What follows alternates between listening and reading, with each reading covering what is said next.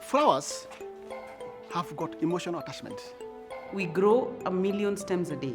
Every lady loves a flower. So it's a means of communicating and more so expressing our feeling from the heart. There's a lot of things outside of just the flower itself that Oserian does that not many other companies do here in Kenya. And it's not just Kenya, it's South Africa, Ethiopia, Uganda. And I think that's what the Oserian brand is all about. It's about sustainability. Osirian itself is a Maasai name, the place of peace in Maasai, Oserian.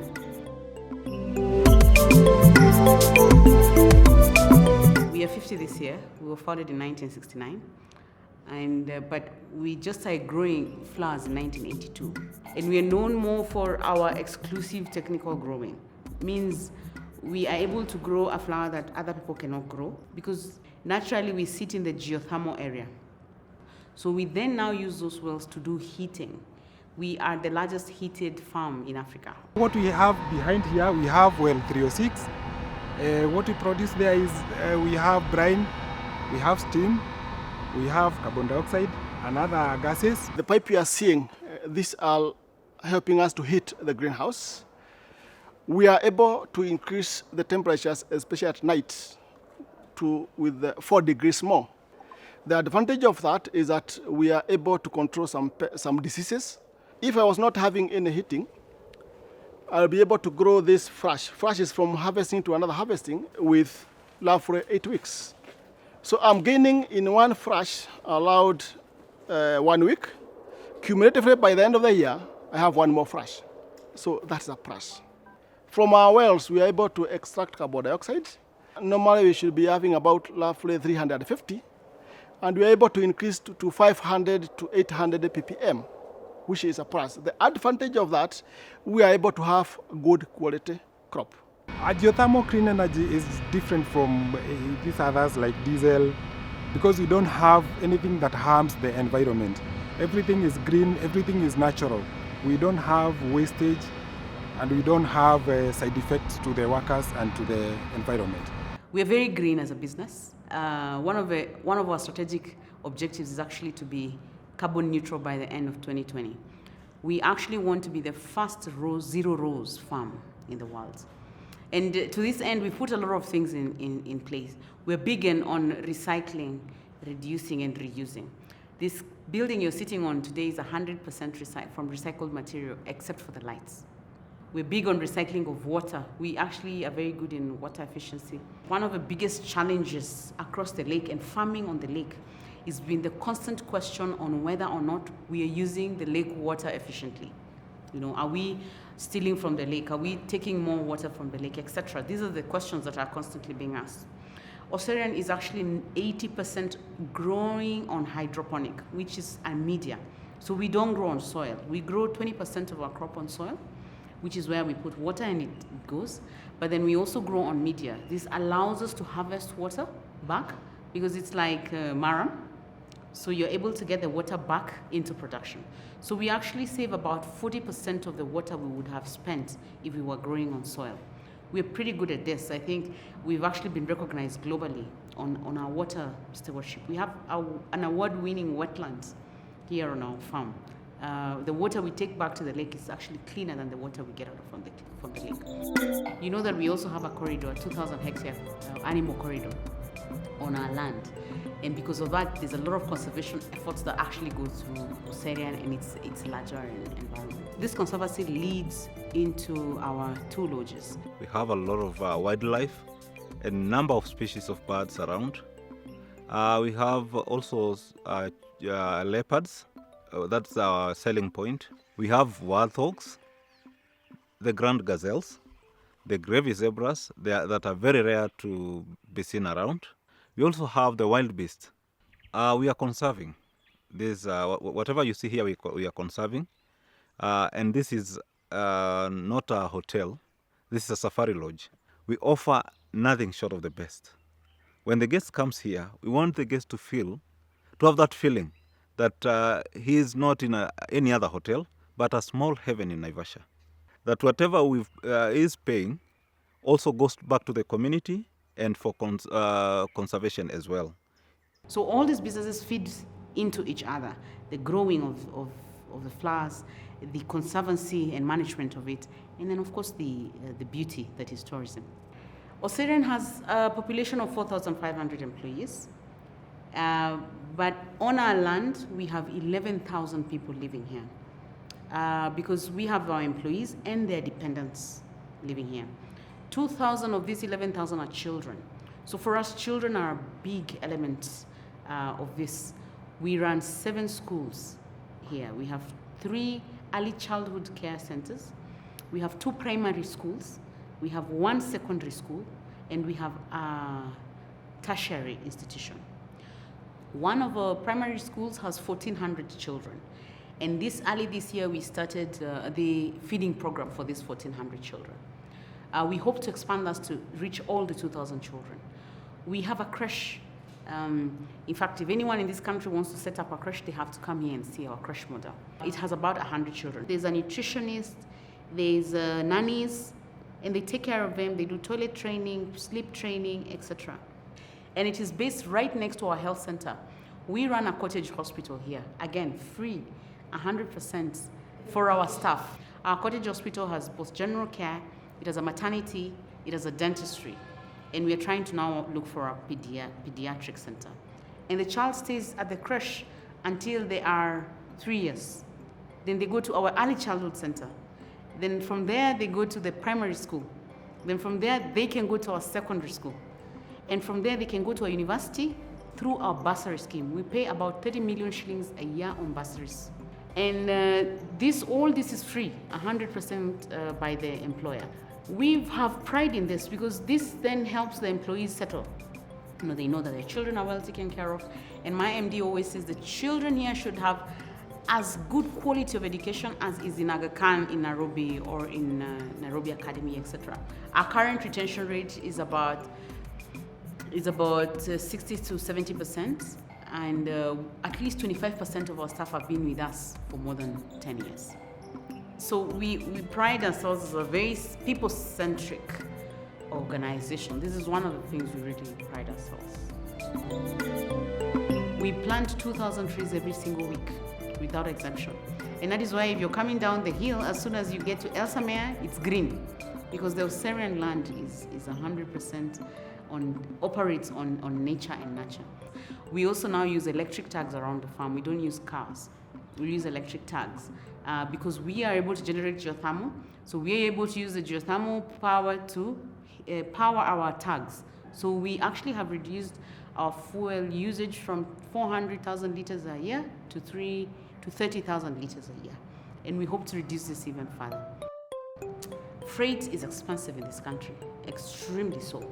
But also there's the carbon miles acquired for flying all your product. So we recently partnered with Cargo Light. This is a box making company that has come with a new technology of box making. So we used to use normal boxes, 5-ply. Now we're using a 2-ply box. Well, this is Cargo Light. So this box system actually has saved the business around $2 to $4 a box. And that's mainly down to the thinness and the actual weight of the actual box itself. So what they've done is they've taken 2 kilos of cardboard out of this box. We call this SFK. So this is a cardboard, and this is without. So you think we have to ship this to the UK or to Europe? It's a waste. It's environmental in itself. More paper is getting used and things like that. With this system, we don't have to use it. So the environmental savings is actually very, very large. Considering we're doing around 500 to 600,000 stems a day, so that equates to around maybe 60, 70,000 bouquets. So it's a lot of cardboard. And that's what this system's all designed for. Environmental, and then obviously the cold chain saving as well. You're able to put much more crop in one box, and you're sure that it will get to the destination without any crashing. But you're also able to use the lightness of the box to be able to use much less flying space or flying metric. So this is one of the things we're really pushing. just not only for an organization, but as an industry, because Osirian prides itself as the leader, and the person who takes the risks for the rest, then they take it on. But we're also looking at transporting our crop using the sea. So these actual carnations are sea freighted. So these are actually simulated for 4 weeks. So these actually are from week 9, and we're actually in week 15 now. So these are actually 6 weeks old, and you can see the quality at the moment is exceptional. It's very, very good. So it's one of our success stories. Over the last 12 months, we've been doing different processes, different chemicals, different temperature regimes. And at the moment now, we can actually get carnations at this quality up to 8 weeks. It gets to the end still as fresh crop, which is really, really good.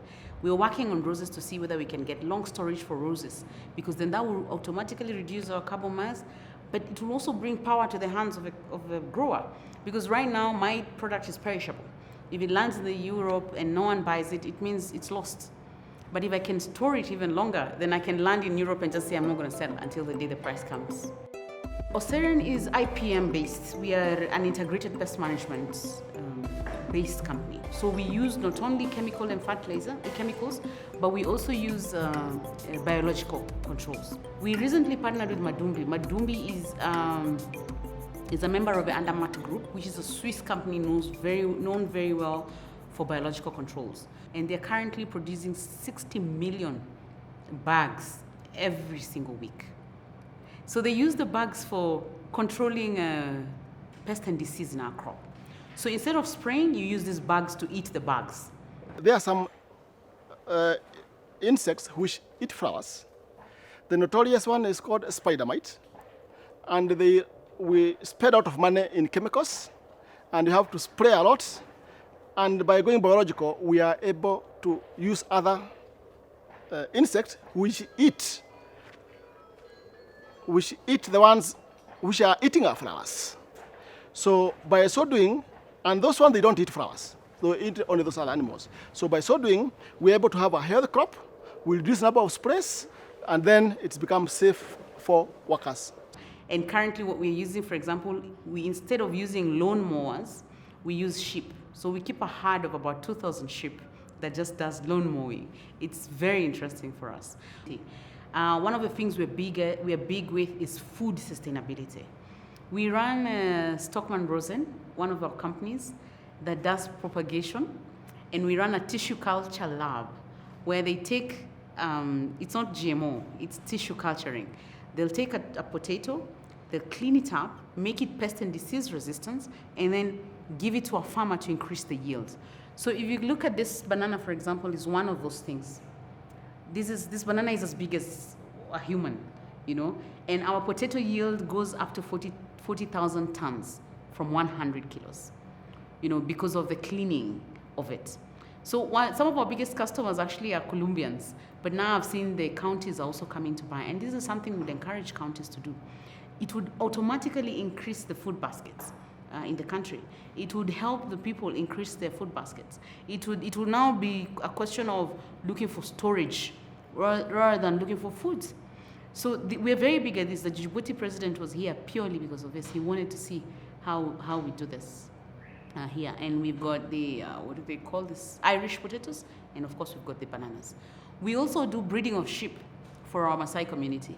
So for example, these are South African Doba, and we brought a Maasai one. We bred them on tissue culture to be able to help increase the yield of the Maasai community. We have a bracelet program. Every beginning of the year, we give the Maasai women beads to create bracelets. Then we use these bracelets in the UK and in the Europe market for bouquets. And people actually collect these bracelets. And any proceeds that comes from these bracelets goes back to the women to take their children to school. We also give 12 Maasai children full scholarship every single year. Yeah, so every Form 1 class, we give 12 of their best full scholarship. So these are some of the initiatives we actually have for our community, and to ensure that our community is balanced and that they're able to benefit from what we have. These are some of our 2020 strategies. One is to grow exclusively using our geothermal energy. This is our unique selling point. So we're trying to harness that. by saying what can only be grown with CO2 and heating. That's what we want to grow. It's a bit of a challenge, but we're working towards it. Again, the enhancement of using sustainable inputs like IPM, what I showed you in our partnership with Madumbi. And we also want to continue championing the people-planet composition. This is big for us. And we feel that apart from just being ethical and a social company, the future is on being sustainable. And the only way to be sustainable is the people and the planet. Also, we're looking at management of waste critically, because this is now becoming a very big issue. We've recently started doing compost urine, which is just using our droppings from our sheep and our waste from our roses that have been rejected, and we're creating some very good balance for our crop. And of course, to become carbon neutral in 2020, this is one of our dreams, and we're looking at all manner of things that can help us in this reduction of carbon emission, like the few examples I've actually given you. So generally, that is what Osirian is about.